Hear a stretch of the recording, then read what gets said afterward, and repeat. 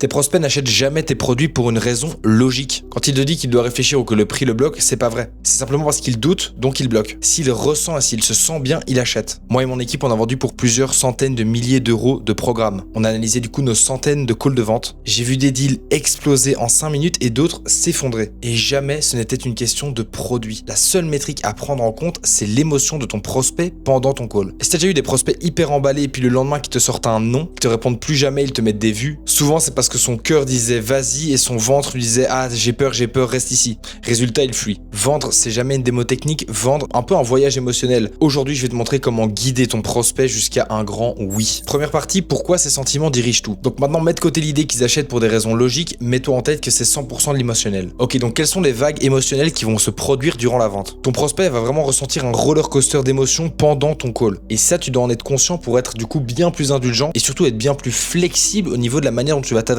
à lui. 1. Le démarrage. Ça va être un sentiment mitigé entre de la curiosité et aussi beaucoup de méfiance parce qu'il n'a pas encore vraiment confiance en toi. Tiens, et si ça pouvait vraiment résoudre mon problème, mais en même temps, ça peut potentiellement ne pas fonctionner pour moi. C'est peut-être une arnaque. Signe, il va essayer de te tester et essayer de voir jusqu'à quel point tu connais ton produit. Toi, ce que tu dois faire, c'est éveiller sa curiosité, trouver une promesse qui peut vraiment le toucher. Mais tout ça, tu dois réussir à le faire sans paraître pour un mauvais vendeur. Au milieu de l'appel, ce qu'il va ressentir, c'est une excitation. Ce pic d'excitation va être « Oh putain, mais en fait, est-ce que ça peut vraiment fonctionner pour moi ?» Mais il y a un petit doute qui va venir le grignoter en mode « Et si ça fonctionne pas pour moi, qu'est-ce qu'on fait ?» Le signe de tout ça, c'est qu'il va te demander énormément de détails sur l'offre. Mais comme tu le sais, je te l'ai déjà expliqué, tu dois jamais vendre ton offre. Tu dois vendre le résultat, tu dois vendre la destination à laquelle il va arriver avec ton produit. En fait, ce qu'il va faire, c'est essayer de se rassurer. Toi, ce que tu dois faire, c'est que tu dois faire monter l'excitation en lui et surtout lui faire se projeter avec le résultat obtenu à la fin. Ça risque d'énormément apaiser son doute aussi si tu peux montrer des cas clients qui lui ressemblent. 3, à la fin, ça va être un gros sentiment de désir, mais qui risque d'être bloqué par la peur. Donc il va vraiment vouloir y aller maintenant avec toi, mais il va avoir une certaine peur en lui qui va lui dire ouais mais si je me plante, qu'est-ce qui se passe?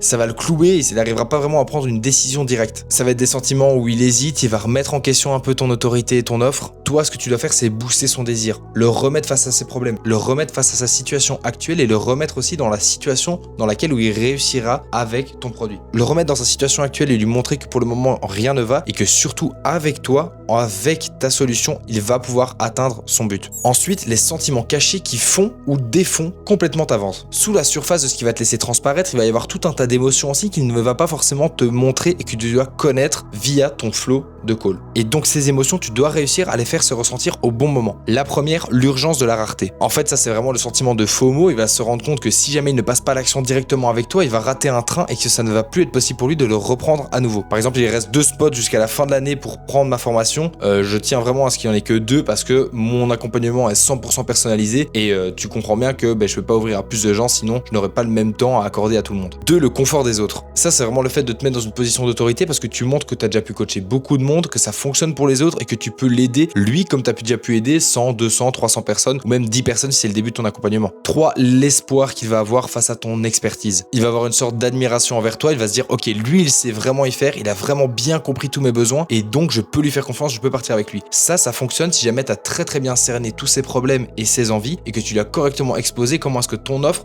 va correspondre à sa situation rêvée. 4, la joie d'une opportunité. On est tous super hype, on est tous super contents d'acheter des choses en promo et c'est normal. Fais-lui comprendre à quel point c'est une bonne affaire pour lui de passer à l'action maintenant et d'avoir acheté ton produit. Évidemment, ne commence pas à faire le dropshipper dans tous les sens et passe pas d'une formation à 12 000 euros à juste 800 euros pour lui parce que tu l'aimes vraiment bien. Ça évidemment ça fonctionne pas. Fais-le sentir spécial dans le sens où il a pu profiter d'un échelonnement de paiement, il a pu profiter de pas mal de stratégies aussi que je peux te partager si jamais tu viens sur mon Instagram et qu'on discute ensemble de quel est ton problème en vente pour le moment. Je t'expliquerai d'autres techniques aussi pour pouvoir faciliter le paiement de tes clients face à ton offre. Conclusion, deviens un maître de tes émotions mais surtout de celles de tes clients. Mets-toi à leur place. La vente c'est essentiellement ça, te mettre à la place du client. Une fois que tu arrives à comprendre ce qu'il ressent, tu sais exactement ce qu'il veut et ce qu'il ne veut pas. Mon gars, je t'ai pas fait perdre ton temps comme d'habitude. Viens sur mon Instagram pour me parler de tes problèmes en vente. Viens sur mon Instagram si jamais tu fais entre 5 et 10 000 euros et que tu veux déléguer ta vente pour te reconcentrer sur ton produit et sur ton marketing, ton contenu, etc. En venant déléguer ta vente, tu vas pouvoir passer de 5 à 10 000 euros jusqu'à plus de 35 000 euros en moins de 3 mois. C'est les résultats qu'on a avec nos clients. Merci d'avoir regardé cette vidéo jusqu'au bout. Like, abonne-toi, commente, ça m'aide énormément. Merci encore et de rien pour la valeur. C'était Nathan, c'est ciao les gars.